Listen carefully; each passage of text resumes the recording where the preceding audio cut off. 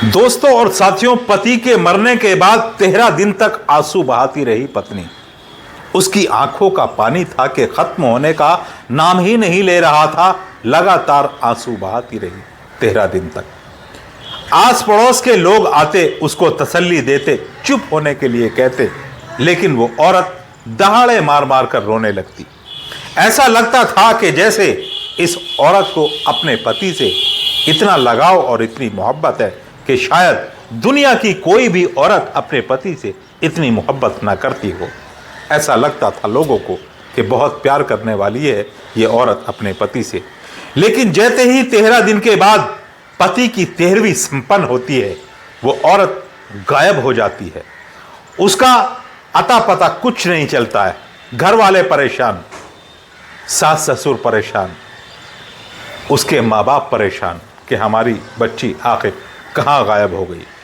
और जब पुलिस ने उसको तलाश किया तो सबके होश उड़ गए ये जानकर कि ये औरत कहाँ गई थी और किसके साथ गई थी।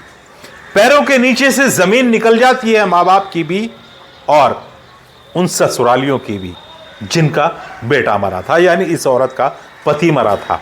सब चौंक जाते हैं कि भला कोई औरत इतना बड़ा तिरिया चरित्र कैसे दिखला सकती है, कैसे इतना बड़ा ड्रामा दिखा सकती है कि लोगों को ये यकीन दिला दिया था उस औरत ने कि वो अपने पति से बेइंतहा मोहब्बत करती है। लेकिन पुलिस तफ्तीश में जो सामने आया उसने सबके होश उड़ा करके रख दिए थे, क्योंकि अपने पति की कातिल वही औरत निकलती है और जिसके साथ भागी थी वो उसका यानी उसके पति का भांजा था। 13वीं के बाद वो जो गायब हुई वो अपने प्रेमी यानी अपने पति के भांजे के साथ भागी थी। तो मामी भांजे के साथ 13वीं के बाद भाग जाती है और काफी दिनों तक वो गायब रहती है। लेकिन घर वाले जब उसकी गुमशुदगी की रिपोर्ट दर्ज कराते हैं और पुलिस हरकत में आती है, पुलिस तहकीकात करती है, छानबीन शुरू करती है। महीनों ढूंढने के बाद एक मुखबिर की इत्तला पर पता चलता है कि वो औरत अपने पति के भांजे के साथ मौज कर रही है, ऐश में रह रही है। पुलिस दबी देती है और उसको बरामद करती है। दोनों को थाने लाया जाता है। थाने लाने के बाद जब उससे पूछा जाता है और जो कहानी सामने निकल करके आती है वो बड़ी ही हैरान और परेशान कर देने वाली थी। हर किसी घर में ऐसे मामलात हैं। भांजे आते हैं मामा के घर और मामा भांजों को इज्जत देते हैं, लेकिन हर कोई भांजा ऐसा थोड़ी होता है कि अपनी मामी पर गलत नजर रखता है। ऐसे तो कोई लाख 2 लाख या करोड़ 2 करोड़ में एक आध कोई मसला हो जाता है ना, तो वो कहते हैं ना कि एक तालाब की मछली पूरे तालाब को गंदा कर देती है, यानी एक मछली जो है वो पूरे तालाब को गंदा कर देती है। यही कुछ ऐसे मामलों में भी आता होता है। तो ये दुनिया इसी तरह से तो चल रही है। हर कोई मामी गलत थोड़ी है, हर कोई भांजा गलत थोड़ी है। तो चलिए पूरी कहानी कहाँ की है, कैसे घटी, क्यों घटी, क्या हुआ, ये सारी आपको विस्तार पूर्वक मैं जानकारी देने जा रहा हूँ। बस आपसे एक गुजारिश है कि दोस्तों वीडियो को लाइक करने के बाद शेयर ज़रूर कर दिया करें और मुझे आप अगर YouTube पर देख रहे हो तो वीडियो को लाइक करें और हाइप जो लिखा हुआ है हाइप को भी टिक कर दें और YouTube परिवार का हमारे हिस्सा बने। चलिए सभी दोस्तों के नाम बारी बारी से लेने की कोशिश करूँगा जो मुझे कमेंट करते हैं और जो हमें नियमित सुनते हैं, कमेंट करते हैं, सबका आभारी हूँ। चलिए विस्तार पूर्वक शुरू से आखिर तक कहानी को सुने। तो दोस्तों ये शुरू होती है कहानी धौलपुर से। धौलपुर में राजेश अपनी पत्नी बीना के साथ बड़ी हंसी खुशी जिंदगी गुजार रहा था। धीरे धीरे करके एक के बाद एक 3 बच्चे भी हुए, यानी जिंदगी का हर सुख वो अपनी पत्नी को देना चाहता था, बीना को। राजेश पत्नी की हर छोटी से छोटी फरमाइश को बड़ी समझता था और वो उसको पूरा करने के लिए दिन रात मेहनत मजदूरी करता और अपनी पत्नी की ख्वाहिश को पूरा करता। जिंदगी बड़े सुकून के साथ गुजर रही थी। एक के बाद एक इसी प्यार का नतीजा निकला कि एक के बाद एक 3 बच्चे बीना जन्म देती है। परिवार बढ़ा तो राजेश को बच्चों की भविष्य की फिक्र हुई और पत्नी के अच्छे खर्च पूरे कर सके, वो सारे उठा सके, उनकी फिक्र होती है। इसीलिए वो अपना घर छोड़ करके परदेश का रुख करता है। बीना से कहता है कि बीना हमारी ज़िंदगी बड़े अच्छे तरीके से प्यार मोहब्बत के साथ चलते आ रही है। न तुम्हें मुझसे शिकायत है न मुझे तुमसे शिकायत है, लेकिन अब मुझे परदेश जाना पड़ेगा, तुमसे अलग होना पड़ेगा। यहाँ ऐसे जरिए नहीं है, इतना संसाधन नहीं है कि जो मैं तुम्हारी और बच्चों की फरमाइशें पूरी कर सकूं, तो मुझे बाहर जाना पड़ेगा। क्या मैं चला जाऊं? बीना कहती है कि भेजने को तो मन नहीं करता, तुम्हारे बगैर मेरा भी मन नहीं करता भेजने को। मैं तुम्हारी लत लग चुकी है मुझे, जैसे तुम्हें मेरी लत लग चुकी है ऐसे ही मुझे तुम्हारी लत लग चुकी है। लेकिन ज़िंदगी गुजारने के लिए, और यही प्रकृति का नियम है कि आदमी को, इंसान को मेहनत करके अपने परिवार का भरण पोषण करना चाहिए, तो इसलिए मैं आपको इजाज़त देती हूँ कि आप आराम से परदेश जाइए और हमारे लिए ज़्यादा से ज़्यादा पैसा कमाइए। जाने लगा, अक्सर में मैं आपको बताता हूँ दोस्तों कि जब आदमी परदेश जाता है ना 2-4 महीने के लिए, एक शादीशुदा आदमी, तो सुबह को उसको जाना है तो जो वो रात होती है वो बड़ी कठिन गुजरती है उसके ऊपर। एक शादीशुदा इंसान के ऊपर वो रात बड़ी कठिन गुजरती है, ख़ास करके वो आदमी जो 2-4-6 महीनों के लिए परदेश जाता है। वो नहीं कि जो महीना 2 महीना घर आता रहता है या घर के करीब ही कोई दूसरे शहर में रहता है, उनकी बात नहीं कर रहा हूँ। या तो विदेश जाने वाले वो लोग जो विदेश में रहते हैं, या फिर वो लोग जो एक राज्य से दूसरे राज्य में जाकर के रोजी रोटी कमाते हैं और फिर 2-4-6 महीने या साल भर वो वापस घर नहीं आते हैं, मैं उनकी बात कर रहा हूँ। तो ऐसे लोग जो विदेश जाते हैं या दूसरे राज्य में तो राजेश जो था ये दूसरे राज्य में जाकर के, मुंबई में जाकर के अपनी मेहनत मजदूरी करके और अपने बच्चों का भरण पोषण करना चाहता था, क्योंकि धौलपुर के ही रहने वाले उसके 2-4 दोस्त थे जो मुंबई में अच्छा कारोबार करते थे। जब राजेश ने अपनी परेशानी उनसे बताई कि भाई बीवी बच्चों के खर्च में और यहाँ मुझे कोई ख़ास काम नज़र नहीं आ रहा है, तो उन्होंने कहा कि यार ठीक है, यहाँ मुंबई आ जा, यहाँ तुझे हम अपने साथ काम में लगा लेंगे, तेरी अच्छी ज़िंदगी गुजरेगी। यही सोच करके उसने पत्नी से कहा कि मुझे वहाँ पर टाइम लगेगा, जल्दी जल्दी मैं आ नहीं सकता, 2-4-6 महीने लग जाएंगे। तो पत्नी ने कहा कि आप बेफिक्र होकर के परदेश जाइए, मुंबई जाइए और अच्छा पैसा कमाइए और वहाँ हमारे लिए रह करके, वहाँ पर रह करके हमारे लिए पैसे भेजते रहिए। मैं बच्चों की पढ़ाई लिखाई और ये सब कराती रहूँगी, और मैं ईमानदारी के साथ और सच्चे मन से आपको इजाज़त देती हूँ। और मैं ये भी वादा करती हूँ कि जैसा आप मुझे छोड़ करके जाएंगे वैसा ही पाएंगे। मैं आपकी अमानत में खयानत नहीं करूँगी, आपसे बेवफाई नहीं करूँगी और गद्दारी आपके साथ नहीं करूँगी। राजेश खुश होता है, बीवी को प्यार करता है और फिर सुबह अपने सफ़र पर निकल जाता है। दोस्तों, राजेश के मुंबई जाने के बाद 1-2 महीना तो ठीक ठाक गुजरे, लेकिन महीना 2 महीना गुजरने के बाद इधर बीना जो थी वो थोड़ी सी कुछ परेशान रहने लगी। परेशानी ये थी कि 3 बच्चे हो चुके थे, लगभग 10 साल का वक्त उसने अपने पति के साथ गुजारा था, बड़े प्यार मोहब्बत के साथ। अब वो पति की जुदाई को महसूस कर रही थी। महीना 2 महीना तो उसने बर्दाश्त किया, लेकिन अब उसको अपने पति की कमी महसूस हो रही थी। पहले तो वो फ़ोन पर बात करके दिल को बहला लिया करती, कभी कभी वीडियो कॉल पर भी बात कर लिया करती, लेकिन अब बात वीडियो कॉल से या फ़ोन पर बात करने से नहीं बन रही थी। पति से कहती कि वापस आ जाओ, 2-4 दिन रह करके चले जाना, लेकिन पति राजेश कहता कि भाग्यवान, आने जाने में बहुत नुकसान होगा। यहाँ अभी मैंने नया काम जमाया है और उस नए काम को छोड़ करके मेरे 10-15 दिन घर लग जाएंगे, तो फिर यहाँ फिर मेरे दोस्त भी कहेंगे कि यार तुम काम पर ध्यान नहीं दे रहे हो, इसलिए थोड़ा सा कंट्रोल रखो और मैं 2-4-6 महीने बाद काम जमा करके आऊँगा। राजेश बीना से आने के लिए मना कर देता है। बीना तड़प कर रह जाती है। उसने सोचा था कि वो इमोशनल ब्लैकमेल करेगी अपने पति को, तो वो परदेश से आ जाएगा और 2-4 दिन उसके पास रह करके चला जाएगा, लेकिन ऐसा नहीं होता। अब होता क्या है दोस्तों, अब सुनिए बीना का मन कैसे पलटता है। राजेश का भांजा ओम कहते थे उसको प्यार से, पूरा नाम उसका ओम प्रकाश था। तो राजेश का जो भांजा ओम प्रकाश था, ये आता था अपने मामा के घर कभी कभी।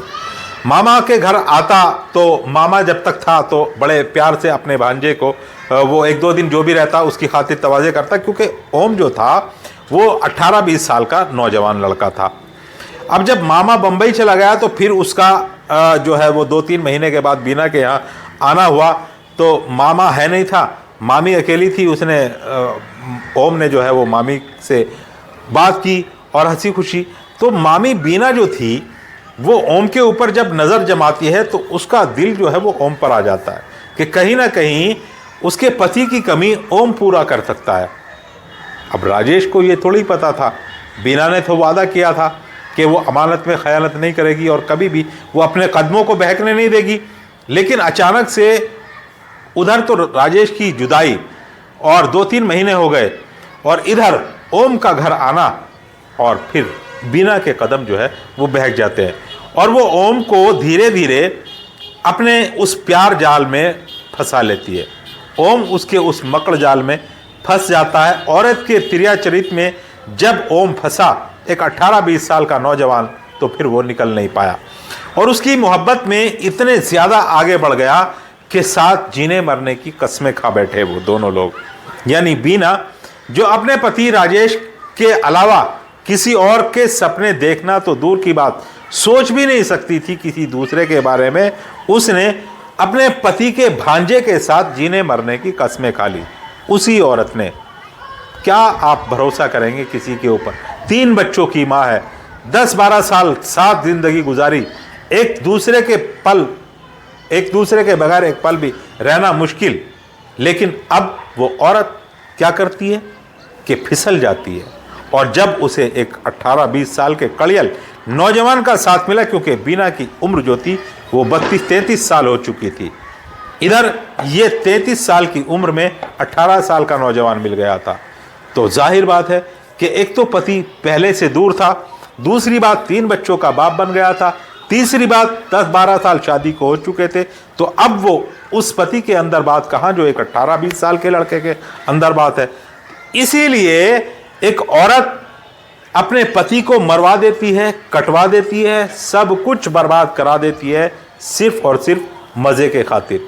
दोस्तों, यही वो जो दलदल है कि जिसमें आदमी हो तो आदमी बर्बाद हो जाता है, औरत हो तो औरत बर्बाद हो जाती है।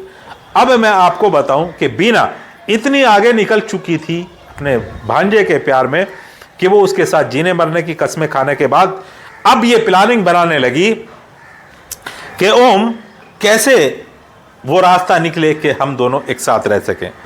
अब जाहिर बात है कि अगर हम एक साथ रहें तो दुनिया वाले क्या कहेंगे, और सबसे पहले तो राजेश ही मुझे जान से मार डालेगा। ओम कहता है कि मामी टेंशन लेने की क्या बात है, मामा घर आएंगे और घर आने के बाद उन्हें हम रास्ते से हटा देंगे, किसी को कुछ पता भी नहीं चलेगा। मामला जो है वो कारोबार में लॉस होना या कारोबार भी प्रेशर होना, कोई भी बहाना रख देंगे और ख़त्म कर देंगे। बीना की समझ में आ जाता है, जो औरत अपने पति के बगैर एक पल नहीं रह सकती थी, उससे बेइंतहा मोहब्बत करती थी, उसके 3 बच्चों की माँ बनी थी, वो औरत अब अपने प्रेमी के साथ मिलकर अपने उसी पति को रास्ते से हटाने और मरवाने के सपने देखने लगती है, ख्वाब देखने लगती है। धीरे धीरे वक्त गुजरता रहता है। अब बीना को अपने पति राजेश की परवाह नहीं थी, उसका फ़ोन आता था, खैर खबर हो जाती थी, वीडियो कॉल पर कभी वो बात करता था, देख लेता था पत्नी को, इसी से तसल्ली उसको हो जाती थी। बीना ने पूरी तरह से उसको ठीक कि अब आप आराम से रहिए, पहले पहल मुझे ऐसा लगा कि शायद तुम्हारी याद मुझे ज़्यादा सता रही थी, अब मैंने बच्चों के साथ वक्त गुजारना सीख लिया है, अब मुझे कैसे आपके बगैर और बच्चों में टाइम देना है और कैसे अपनी उन यादों को अपने दिल के अंदर छुपा करके रखना है कि जब आप आएंगे परदेश से तब ये सब कुछ शुरू होगा। ये सारी चीज़ें मैंने सीख ली है। तो राजेश भी समझता कि पत्नी जो है वो घर की जिम्मेदारियों में और इतनी समझदार हो गई है कि अब वो घर गृहस्थी में पड़ गई है। इसीलिए तो उधर से क्या होता था कि राजेश जो है वो कमा कमा कर पैसे इधर भेजता रहता और बीना जो थी उन पैसों को कुछ बच्चों के ऊपर और कुछ प्रेमी के ऊपर और कुछ अपने ऊपर, यानी अपने बनाव श्रृंगार में और प्रेमी को खूब खिलाने पिलाने में उसकी खातिर तवाज़ा, जब वो आता तो उसकी अच्छी से अच्छी अवभुगत करती। अब होता क्या, नतीजा क्या निकला कि ओम जो था महीने में 20 दिन वो मामी के साथ ही रहने लगा। कभी दूसरे दिन आ जाता, कभी तीसरे दिन आ जाता। अब घर उसका दिल लगता नहीं था, अब तो मामी पत्नी की तरह उसको ट्रीट कर रही थी। तो जाहिर बात है कौन ऐसा नौजवान 20 साल का लड़का होगा जो एक औरत उसको खूब खिला पिला भी रही है और उसको एंजॉय भी करा रही है। इसलिए राजेश का अब घर पर दिल नहीं इसलिए ओम का अब घर पर दिल नहीं लगता था और वो मामा की पीठ में खंजर घोंप रहा था और मामी के साथ खूब प्यार की पगडंडियों पर चल रहा था। धीरे धीरे ये बात जो है वो लोगों की जबान पर एक चर्चा का विषय बन जाती है कि बीना राजेश के जाने के बाद भांजे के इश्क में पड़ गई है, इसीलिए ओम जो है वो हर वक्त बीना के यहाँ पड़ा रहता है और बीना भी उसके साथ मोटरसाइकिल पर बैठकर कभी बाजार जाती है, कभी कहीं कभी कहीं। ये बात चलते चलते जो है वो राजेश तक भी पहुंच जाती है। किसी उसके शुभ चिंतक ने उसको फोन करके बता दिया कि राजेश तुम तो मुंबई में हो, लेकिन यहाँ तुम्हारी पत्नी जो है वो उसने काफ़ी गुल खिला रखे हैं।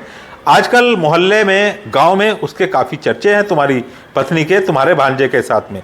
ये सुन करके राजेश के तो पैरों के नीचे से ज़मीन निकल गई कि यार ये क्या हो रहा है। बहरहाल उसने अपना बोरिया बिस्तरा वहाँ से समेटा और वो मुंबई से आ जाता है धौलपुर। दोस्तों, अब यही गलती कर दी थी राजेश ने मुंबई से आने के बाद। यानी वो खुद नहीं आया था, उसको उसकी मौत खींच लाई थी।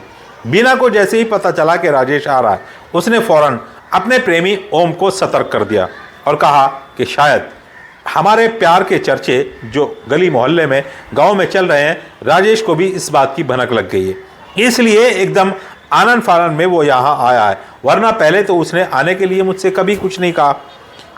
अब उसका भांजा कहता है ओम कि मामी आप बेफिक्र रहो, मामा आएगा तो ज़रूर लेकिन वापस नहीं जाएगा, किसी को कानो कान खबर भी नहीं होगी।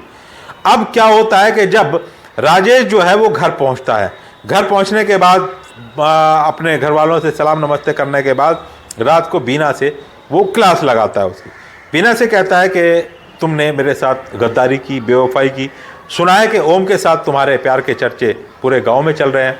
बीना तिरिया चरित्र दिखलाती है, रोने लगती है, आंसू बहाए, कहने लगी कि लोगों का तो काम है कहना, तुम्हारे जाने के बाद मैं किससे घर के काम करवाती, भांजा है, कोई मजाक थोड़ी है, मेरे बेटे समान है और ऐसा रिश्ता है मेरा उसके साथ कि मैं उससे किसी काम के लिए भी कह सकती हूँ।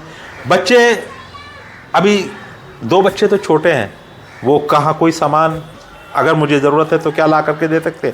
एक बच्चा थोड़ा सा समझदार हुआ है, वो स्कूल जाता है, ले देकर राजेश को मैं बुला लेती थी कि मुझे बाजार ले चलो, कोई खरीदारी करा दो या बच्चों के लिए ये वो है। अब इस बात को लोग उसको प्यार का नाम दे, गलत तरीके से पेश करें, तो बताओ इसमें मेरी क्या गलती है। राजेश थोड़ा सा जो उसके दिमाग में ये सब कुछ चल रहा था पत्नी को लेकर के, वो कहीं ना कहीं किसी ना किसी हद तक कम होता है। यानी उसके दिमाग से वो सारा सब कुछ निकल गया और वो भी यही समझने लगा कि लोगों ने उसको जो कहा है, बताया है, वो गलत बताया है और उसकी पत्नी ऐसी नहीं है। उस रात वो पूरा यकीन दिला देती है अपने पति राजेश को कि वो बिल्कुल एक सती सावित्री है और गंगा की तरह बिल्कुल पवित्र है। अपने पति के अलावा किसी दूसरे आदमी से उसके कोई संबंध नहीं है, लेकिन वो सिर्फ और सिर्फ एक दिखावा था। अंदर उसके एक बड़ा तूफान चल रहा था। उस दिन राजेश को तो उसने खुश भी कर दिया और संतुष्ट भी कर दिया, पूरी तरह से यकीन दिला दिया, लेकिन अब उसका दिल राजेश के साथ नहीं लगता था। उस रात जब परदेश से राजेश आया था, उसने अपनी बीवी को छुआ था, तो उसकी बीवी ने ऐसा महसूस किया जैसे उसके बदन को किसी सांप ने जकड़ लिया है, जैसे उसके जिस्म पर पति का हाथ नहीं बल्कि कीड़े रेंग रहे हों, ऐसा महसूस हो रहा था। लेकिन उसने बर्दाश्त किया। यानी जिस पति के बगैर वो एक पल भी नहीं रह सकती थी, जिस पति को वो बेइंतहा प्यार करती थी, आज उसी पति का हाथ अपने जिस्म पर रखा हुआ उसे सांप जैसा मालूम हो रहा है। उसे ऐसा लग रहा है जैसे उसके जिस्म पर कीड़े रेंग रहे हों। दोस्तों, ये होते हैं वो हालात, जब करे तो क्या करे, हालात जब ऐसे ख़राब हो जाते हैं। उधर मामला दूसरा चल पड़ा था। ओम जो था वो अब मामी का साथ उसे नहीं मिल रहा था। यानी मामा के घर आने के बाद ओम ने वहाँ आना कम कर दिया था कि वो 2, 4, 5 दिन 10 दिन बाद मामा के पास जाएगा औपचारिकता खैर खबर के लिए, और फिर जो है मामा 2-4-5 दिन 10 दिन के बाद चला ही जाएगा, तब तक सब्र करना पड़ेगा। लेकिन मामा जो था, कहीं ना कहीं राजेश, उसको ये शक हो गया था कि शायद ऐसा तो नहीं है कि उसकी पत्नी ने उसको समझा दिया है, वो महीना 2 महीना यहीं पर रहेगा। पत्नी की पवित्रता को पूरी तरह परखना चाहता था और समझना चाहता था कि कहीं ऐसा तो नहीं है कि वक्तिया तौर पर मेरी पत्नी ने मुझे समझा दिया हो। वो घर के कामों में लग जाता है। पत्नी जब प्रेमी को ज़्यादा मिस करती है तो एक दिन उसका प्रेमी यानी ओम जो है वो अपने मामा के मिलने के बहाने से आता है। मामा उसकी खूब आवभगत करता है पहले की तरह। मामा ने उसको ज़रा भी ये एहसास नहीं होने दिया कि कहीं ना कहीं उसको अपने भांजे के बारे में जब इस तरह की बात सुनने को मिली तो उसको कोई शक हो गया। वो बिल्कुल बेपरवाह सा था। और फिर उसी दिन जब वो ओम उसके घर आता है तो ओम से मामा राजेश कहता है कि राजेश, आज तुम यहीं रुको और मुझे थोड़ा ज़रा काम से कहीं जाना है बाहर, और मैं कल आऊँगा वापस। ये कह कर के वहाँ से वो चला जाता है।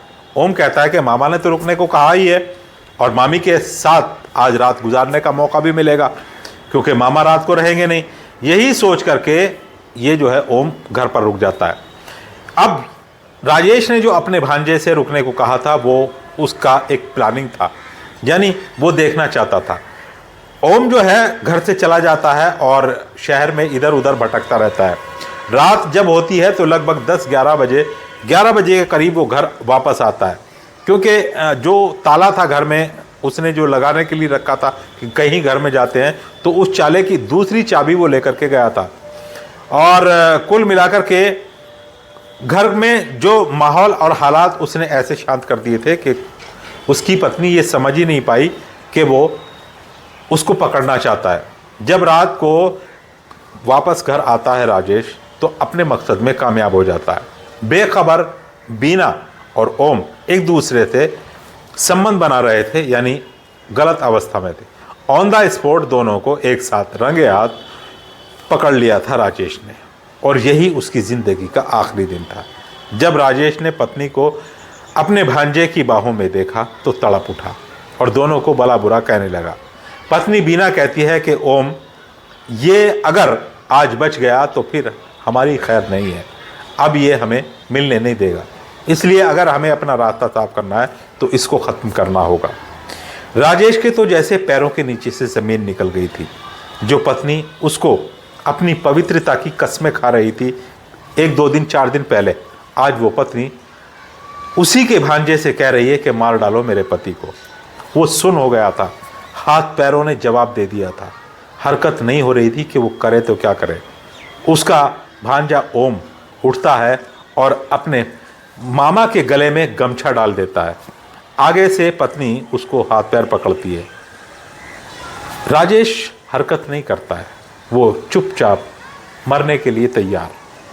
ओम गमछा खींच देता है और पत्नी बीना जो है वो उसके हाथ पर पकड़े रहती है, और राजेश जो है वो आसानी के साथ मौत को गले लगा ले देता है। यानी वो छूटने की या बचने की कोई कोशिश नहीं करता। शायद पत्नी की बेवफाई का इतना तकड़ा उसको सदमा हुआ था, और उसके वो शब्द कि ओम, अगर ये बच गया तो हमें फिर जीने नहीं देगा और मिलने नहीं देगा, ख़त्म कर दो अपने मामा को। ये शब्द वो थे जिनको वो बर्दाश्त नहीं कर पाया, और उसने मौत को गले लगाना ही बेहतर समझा। इन दोनों ने राजेश को मारने के बाद सुबह को फांसी के फंदे पर उसको लटका दिया। अब होता क्या है कि बार ये अफवाह फैल जाती है कि ये कारोबार से परेशान था, क्योंकि अभी कुछ दिन पहले मुंबई कारोबार करने के लिए गया था, लाखों रुपया वहाँ से खर्च करा था, और वहाँ कारोबार में इसको घाटा हो गया था तो घर आ गया था। वो घर रहते हुए भी 10-15 दिन हो गए थे इसको, तो लोगों को यकीन भी आ गया कि शायद मुंबई से कारोबार ख़त्म करके यहाँ आया था, और उस कारोबार के ख़त्म करने के और घाटा होने की वजह से ये बर्दाश्त और सहन नहीं कर पाया। ये बात लोगों को यकीन भी आ जाता है, और चुपचाप जो है वो राजेश का अंतिम संस्कार भी कर दिया जाता है। 13वीं होने तक पत्नी बीना आंसू बहाती रही, और 13वीं के बाद वो अपने भांजे, पति के भांजे के साथ यानी गायब हो जाती है। और उसके बाद जब पुलिस उसको पकड़ती है तो ये सारे मामले खुल करके सामने आते हैं। तब पब्लिक जो है, और जिन लोगों को पता चला, और जैसे कि मैंने आपको भी बताया, अगर आपने शुरू से आखिर तक ये सुना होगा, तो बीना कितनी शातिर और चालाक थी कि उसने अपने पति को अपने हाथों से मरवा दिया। तो इस तरह के हालात भी दोस्तों कभी कभी पैदा हो जाते हैं। चलिए अब उन दोस्तों के नाम जो मुझे कमेंट करते हैं देखता हूं कि किस भाई ने कमेंट करके क्या कहा। कमेंट करने वालों में दोस्तों सबसे पहला नाम आता है, आदाब नमस्कार सत श्री अकाल खुर्शीद वीर जी, आपको हमारी तरफ से और मैं ओंकार छोटा भाई बख्तवीर पापा जी राजप्रीत दादाजी इकबाल सरदार गाँव जोड़खियाँ जिला श्री गंगानगर हनुमानगढ़ राजस्थान से हैं।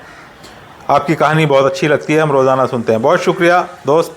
राधे श्याम नंदा स्टेट ओडिशा से हैं ये, और हरनाम सिंह अलीगढ़ से रोज़ाना हमें सुनते हैं। जयपाल त्यागी यूपी बिजनौर से, अब्दुल हादी तकदीर फातिमा डॉक्टर अब्दुल समी कुली बाज़ार कानपुर से हैं, और खुर्शीद भाई जी अस्सलाम वालेकुम राव मोहम्मद यासीन लाहौर पाकिस्तान से, प्यारे लाल जी हैं, और मोहम्मद रऊफ़ वाइफ है नाहिद बानो, ये हैदराबाद से हैं। चलिए दोस्तों, कल आपको फिर किसी नई स्टोरी में मिलता हूँ, तब तक के लिए खुदा हाफिज़, जय हिंद, जय भारत।